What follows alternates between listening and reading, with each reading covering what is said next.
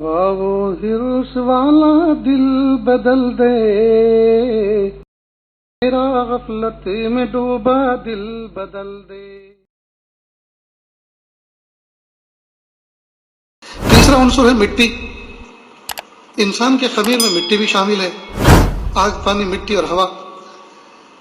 تو مٹی کا عنصر جو اصل عنصر ہے، اس کی وجہ سے انسان کے اندر بخل بھی پیدا ہو گیا، اس لیے کہ مٹی کی صفت ہے بخل، مٹی میں بخل موجود ہے۔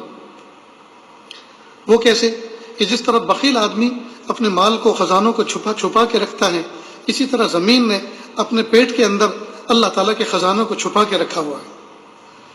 اور بخیل آدمی کی ایک صفت، بخیل آدمی کی ایک عادت ہی ہوتی ہے، اس سے آپ مانگو نارملی طور پر تو وہ دینے کے لیے تیار نہیں ہوگا، لیکن آگے اس کو پستول دکھا دو، چھری دکھا دو، لاٹھی ڈنڈے کے زور پر اس سے لینا چاہو تو دے دے گا۔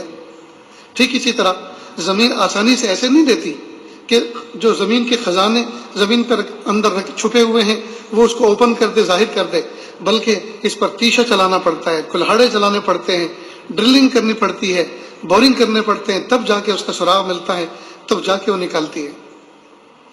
تو یہی عادت بخیل کی ہے کہ بخیل آدمی بھی نارملی طور پر اس سے کوئی مانگو تو نہیں دیتا، کسی کا تقاضا نظر آتا ہے تو نہیں دیتا، لیکن جب اس پر جبر کیا جائے، جب اس پر سختی کی جائے تو پھر نکال دیتا ہے۔ اللہ رب العزت نے مٹی کے عنصر کی وجہ سے جو انسان کی طبیعت کے اندر اور طینت کے اندر جو بخل آ گیا تھا، اس بخل کو ختم کیا عبادت زکوٰۃ کے ذریعے سے، عبادت زکوٰۃ کے ذریعے سے۔ لہذا زکوٰۃ نکلوائی گئی، اور دلوائی کس کو گئی؟ جس کو بندہ پہچانتا بھی نہیں ہے کئی دفعہ، اس کو دلوائی گئی۔ اور کس کو دے رہے ہیں؟ جس سے کوئی کام بھی وابستہ نہیں، نہ ہمارا نوکر چاکر ہے، نہ ہمارا کوئی، مثال کے طور پر کوئی ایسا شخص ہے جو ہماری فیکٹری میں مزدوری کرتا ہو، یا جس سے ہمیں کوئی کام آئندہ لینا ہے، ایسا بھی کچھ امکان نہیں ہے۔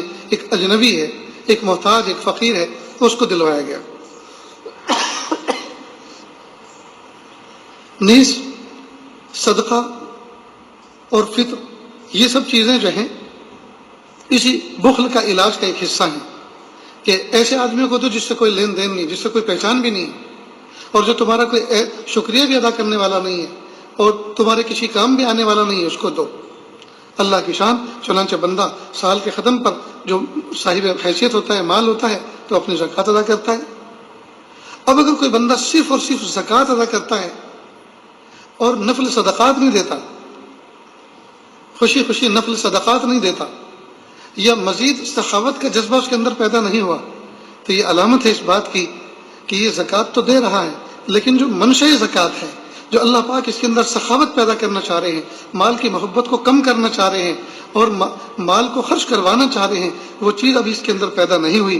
لہذا اگرچہ یہ زمانے سے زکوٰۃ دے رہا ہے، لیکن یہ زور پڑے پہ دے رہا ہے، سوچ رہا ہے نہیں دوں گا تو دھر لیا جاؤں گا، دنیا میں بے برکتی آئے گی، آخرت میں گردن نپے گی، تو یہ زکوٰۃ کو گویا ٹیکس سمجھ کر اور گویا جبر سمجھ کر دے رہا ہے۔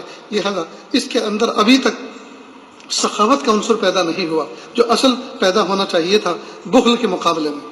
لہذا وجہ طور پہ یہ بات کہی جا سکتی ہے، زکوٰۃ تو دے رہا ہے لیکن منشأ زکوٰۃ اس کو حاصل نہیں ہوا۔ لہذا اگر مال کے خرچ کرنے میں دغدغہ ہوتا ہے، آگے پیچھے پس و پیش کرتا ہے بندہ اور کم خرچ کرتا ہے، یہ علامت ہے اس بات کی کہ بخل اس کے اندر موجود ہے۔ تو اللہ تعالیٰ سے یہ بھی مانگنا چاہیے کہ میرے پیارے اللہ میرے بخل کو دور فرما، اور مجھے جود و سخا کی نعمت سے پیارے اللہ مالا مال فرما۔